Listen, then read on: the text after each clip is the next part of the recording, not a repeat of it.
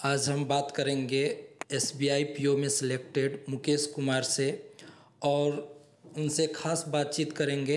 सफलता के मंत्र को उनसे जानेंगे। सबसे पहले आपको बहुत बहुत बधाई हो मुकेश सर, एसबीआई पीओ बनने पे। धन्यवाद आपका। सबसे पहले हम जानते हैं कि आप प्री की तैयारी कैसे किए। देखिए, प्री में मैं बात करूँगा सब्जेक्ट वाइज। सबसे पहले तो हमें बेसिक्स की अंडरस्टैंडिंग होनी चाहिए, जैसे कि क्वांट्स है।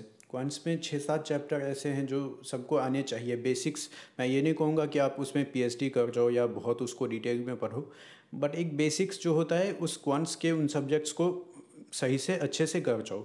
उसके बाद मैं कहूँगा कि आपको स्क्वायर या ऐसे जो सिंप्लीफिकेशन वगैरह के ट्रिक्स होते हैं वो सब आपको ध्यान में रखना चाहिए। परसेंटेज वगैरह का वो सब आपको याद रखना चाहिए। आपकी स्टार्टिंग क्वांट्स में इस तरह से होनी चाहिए।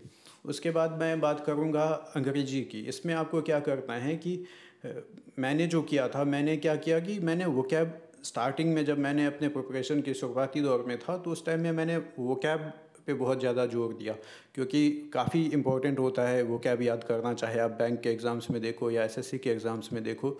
तो मैं स्टार्टिंग में अपने 20-25 वो कैब भी रोज़ टारगेट रखता था कि इतने ही मुझे याद करना है। उसमें सभी याद नहीं रहते थे, बहुत कुछ छूट जाता था, तो इस तरह से उसको बार बार रिवाइज़ करते जाते थे। इस तरह से वो दिमाग में रहता था। तो इस तरह से मैंने स्टार्टिंग में 1000 to 2000 वर्ड्स जो है वो मैंने अपने शुरू के 2-3 महीने के अंदर याद किए। उसके बाद रीजनिंग का कोई बहुत ज़्यादा टफ नहीं होता है, बस थोड़ी बहुत आप थोड़ी बहुत ही कॉन्सेप्ट जो आपको समझ में ना आए उसको आप समझोगे। बाकी वो मॉक से, अगर मैं बैंकिंग का प्री का रीजनिंग का बात करूँ तो मॉक से खुद ब खुद वो होते आ जाता है। बेसिक्स करने के बाद आपको क्या करना है कि 1-1.5 महीना जब आपसे हो जाए प्रिपरेशन का, उसके बाद आपको मॉक टेस्ट, जो कि बहुत इंपॉर्टेंट है प्री में, आपको आता रहना ही काफ़ी नहीं होता है, आने के साथ साथ आपको अपना स्पीड मेंटेन रखना होता है। तो आपको उसके लिए मॉक टेस्ट से ही वो आप अपने प्रिपरेशन में उसको ऐड कर सकते हो। मॉक टेस्ट को आप एनालिसिस करो बहुत ज़्यादा, मैं यही करता था। तो इस तरह से मैंने अपना प्रिपरेशन स्टार्ट किया। और मैं समझता हूँ कि स्टार्टिंग में मुझे भी ज़्यादा मार्क्स नहीं आते थे जब मैं मॉक्स देता था, बट 15-20 मॉक्स के बाद मेरे मार्क्स बहुत शूट किए। उसके बाद शायद ही कोई ऐसा मॉक होता था जिसमें मैं कट ऑफ से कम रह जाता था। वरना रीजनिंग की बात करें तो इसमें आपको पजल जो होता है स्टूडेंट के लिए बहुत ही झमेला का बात होता है, तो पजल की तैयारी आप कैसे किए? मुझे पजल्स बनाने में बहुत मज़ा आता था, खासकर के प्री में। मैं उसको गेम की तरह देखता था एक तरह से। जब भी मैं करने बैठता था तो उसको मैं खुद से ही, मैं कोई टीचर से कोई कॉन्सेप्ट नहीं पढ़ा, बट खुद से ही मैं वो सॉल्व करने की कोशिश करता था। तो उसी तरह से वो करते करते अच्छा होते गया। हाँ, कुछ कॉन्सेप्ट्स होते हैं जो आप, कुछ टीचर्स यूट्यूब पे भी वो वीडियोस हैं, या कोर्स आप रखे हो तो कोर्स से आप देख सकते हो, वो आपके शिक्षक बता पाएंगे। बाकी मुझे रीजनिंग में कभी कोई ऐसी दिक्कत नहीं हुई, खासकर प्री में मैंने खुद से ही किया, मॉक से ही होते कर लिया मैंने।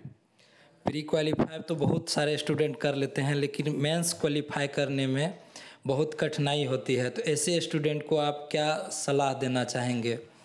जी, मैं ये कहूँगा कि मेंस एक डिफरेंट गेम है। उसको आपको दूसरे स्ट्रेटजी के साथ आपको उसको टैकल करना चाहिए। आप प्री के जैसे नहीं कर सकते उसको, क्योंकि आपको उसमें थोड़ी डेप्थ अंडरस्टैंडिंग की ज़रूरत होती है। जैसे मैं बात करूँगा क्वांट की, तो क्वांट में आपको कुछ चैप्टर्स अपने मेंस को लेके खासकर ऐड करना ही चाहिए। जैसे कि मैं बात करता हूँ प्रोबेबिलिटी, ये बहुत आसान टॉपिक है, बट बच्चे नहीं करते हैं। खासकर मैं बैंकिंग कैंडिडेट का बात करूँ तो बहुत कम ही लोग हैं जो प्रोबेबिलिटी सब पढ़ते हैं। बट आप देखो कि मेंस में अभी जो जैसा प्रश्न आ रहा है, बहुत टफ डीआई पूछ रहे हैं, बहुत टफ क्वांट्स आ रहा है, तो इसमें यह है कि कुछ चैप्टर जो हैं, जैसे मेंसुरेशन है, प्रोबेबिलिटी है, जो आमतौर पे स्किप कर देते हैं, उससे आसान क्वेश्चन आ रहा है। तो डुएबल क्वेश्चंस वही चैप्टर से आ रहे हैं। इस वजह से आपको सभी चैप्टर्स के बेसिक्स करने ही है।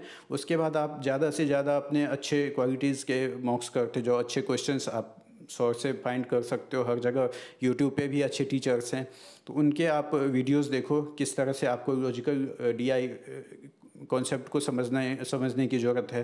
तो आपको अपने दिमाग के साथ उसमें ज़्यादा कसरत करने की ज़रूरत है।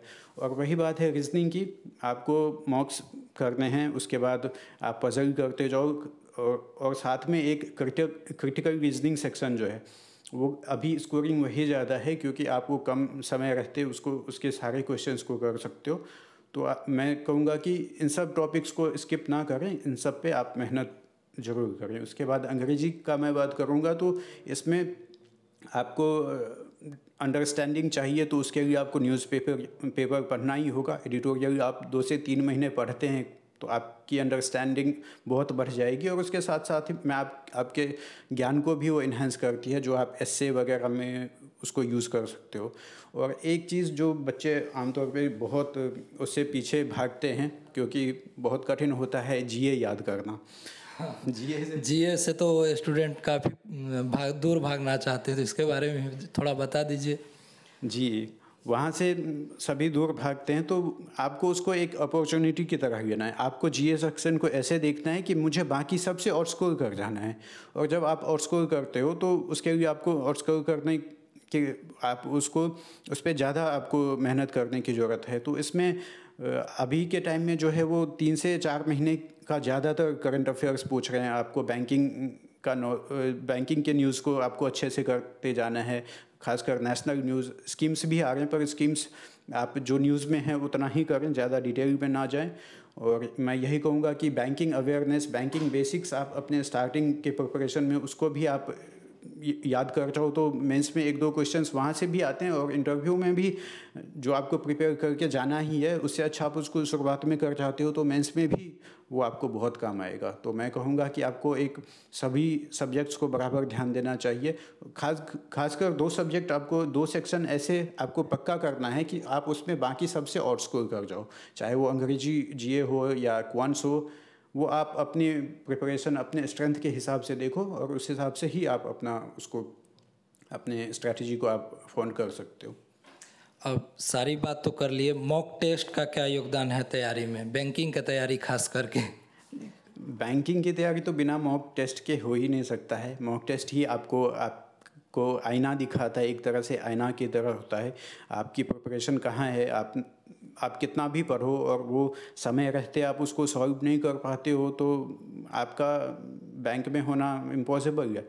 तो इस वजह से ये चीज़ें मॉक टेस्ट हमें बताती है, तो मॉक टेस्ट आप करते हैं। और मेरे तरफ से एक और ख़ास क्वेश्चन है कि एसबीआई को छोड़ के बैंकिंग सेक्टर का और भी है, आईबीपीएस है और भी एग्ज़ाम है, इस तरह के कितने एग्ज़ाम को आपने क्वालिफाई कर दिए? मैंने इसके साथ साथ में एसबीआई जे जूनियर एसोसिएट, उसके बाद पीएनबी में मेरा हुआ as a customer service associate, अभी नया नाम। उसके साथ में मेरा बैंक ऑफ बड़ौदा पीओ में भी हुआ है, और मैं अभी तो एसबीआई पीओ को मैं बाकी सबसे ज़्यादा प्रेफरेंस दे रहा हूँ, तो मुझे इन सभी एग्ज़ामिनेशन में हुआ है। और इसके साथ साथ मैंने आरआरबी पीओ का भी इंटरव्यू दिया था, पर उसमें मेंस में मेरे मार्क्स थोड़े कम रह गए थे क्योंकि मैंने उस वक्त इतना ध्यान नहीं दिया था प्रिपरेशन में।